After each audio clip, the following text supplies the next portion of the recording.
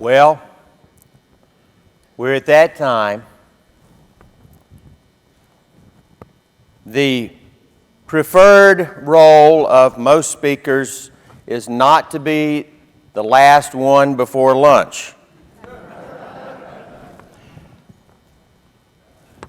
A few months ago, I received a little recognition about teaching so many hundreds of classes for this organization and talking to several people in those classes.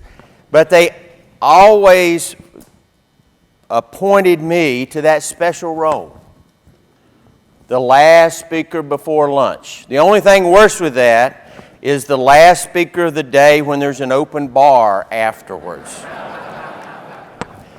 But I do want to leave you with some closing thoughts. Afterwards, we will officially recess, and that means that we'll basically, for those of you non-Masons, that means we're going to call sort of a timeout within the session. We're going to process out of the room after we are at recess, and after that, if you would just allow us to leave, get through the doors, after that, you have one role. That's to clear this room, because over half of this room is going to be used as a lunchroom, and they're going to have to put the tables in. So I've been admonished that I need to tell you, y'all and all y'all,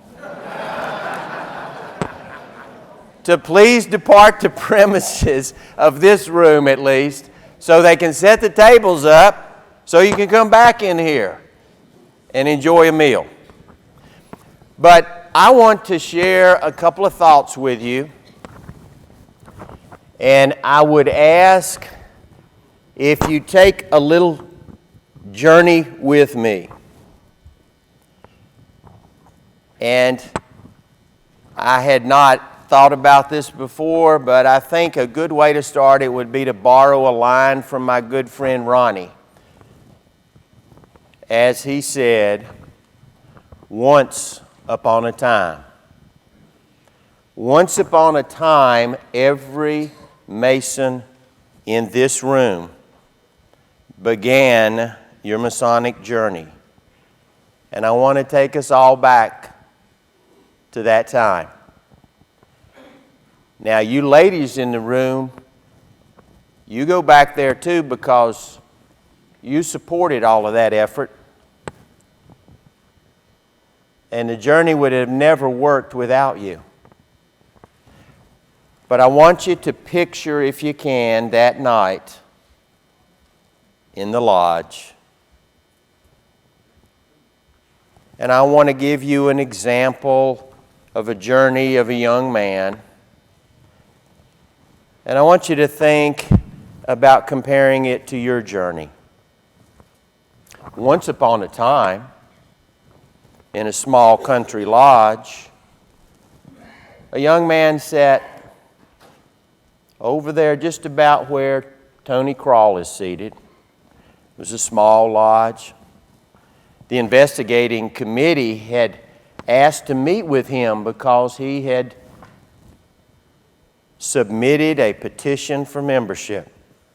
So they said, "Where should we meet?" And he said, "Well, let's meet at the lodge. I've never been in one of those buildings." And they sat in the lodge, and he sat over in that corner, and they asked a few questions, and they told him a few things.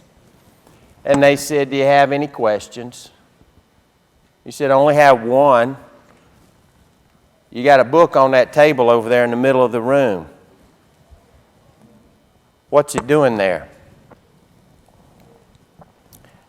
And the answer was, "That's the volume of sacred law.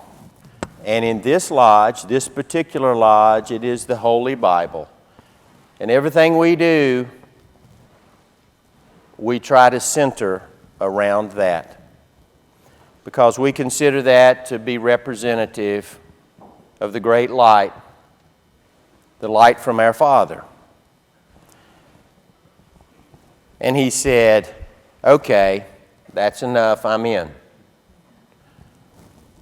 over the years of that journey, like all of us, he was assisted along the way by good brothers who had no obligation to help, but they did because that's what we do.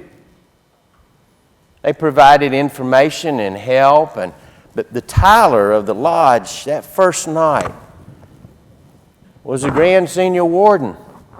So in a couple of years, he might have been pretty desperate for some officers at the Grand Lodge, so he selected that young man.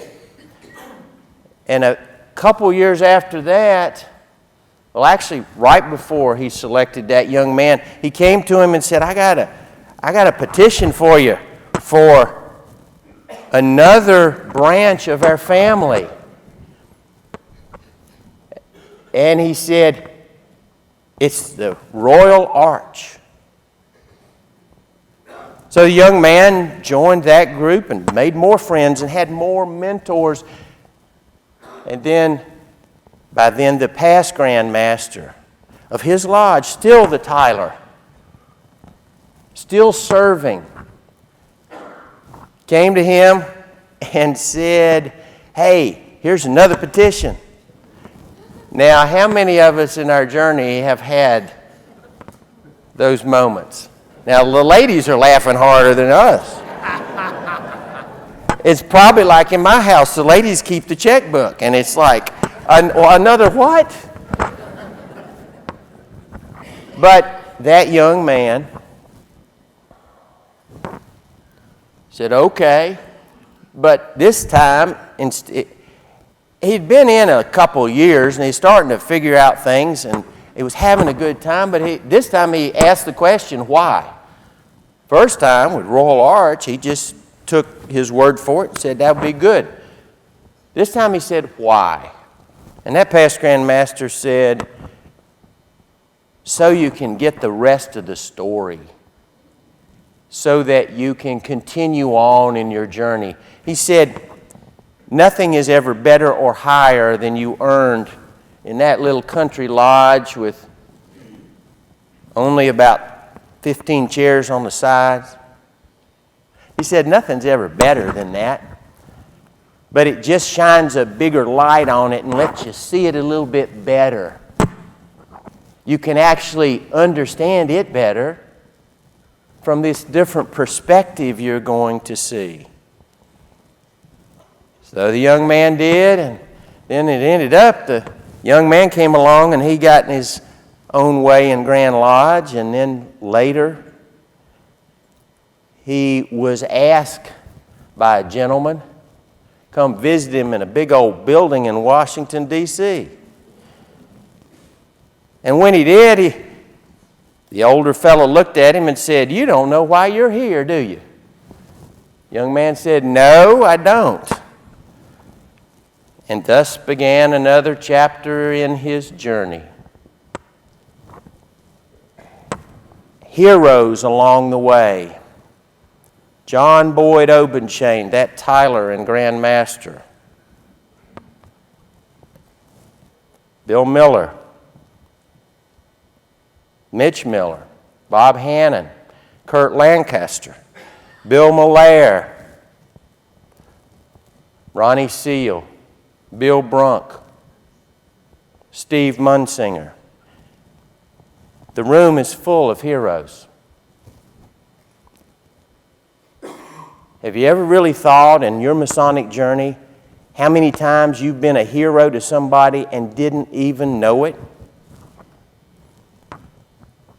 Have you thought back to that time? Can you just go back once upon a time and remember that? That night? You didn't know what was going on.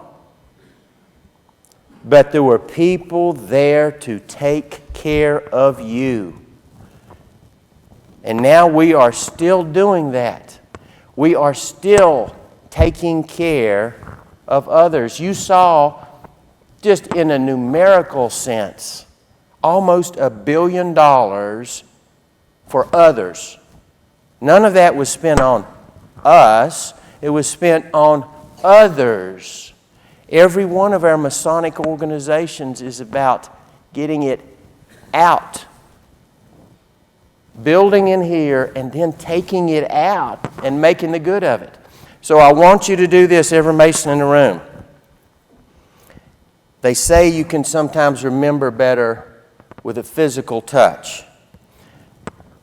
What I want to do is symbolically for everyone is to lay my hand on this altar. And I'm going to pause when I do that, and I want every Mason in the room to do the following. Since you can't get out here, I want you to take this hand, if you can, and hold it this way. And let it be the altar. And then I want you to take this hand, and I want you to put it on the other, representing of your hand on the altar. And if you think it represents other things, that's good too. But let this hand be your altar symbolically. As I place my hand on this altar, place your hand on your left hand representing the altar. And as you do that, all Masons in this room, as you do that, remember, let us never, ever forget, because here we rest, and from there we receive the light come down to us to give us the motivation, the strength, the courage and encouragement to go forward and take these generous principles outside of this lodge and extend them to every human being, because they all have a claim upon our kind offices. Therefore, in renewal of our vows, let us do good unto all. And the great light of all creation will look down upon us and will smile and will lift us in His arms and will say, "Well done, my good and faithful servant." God bless you all. God bless Scottish Rite. And God bless their Masonic family. Thank you.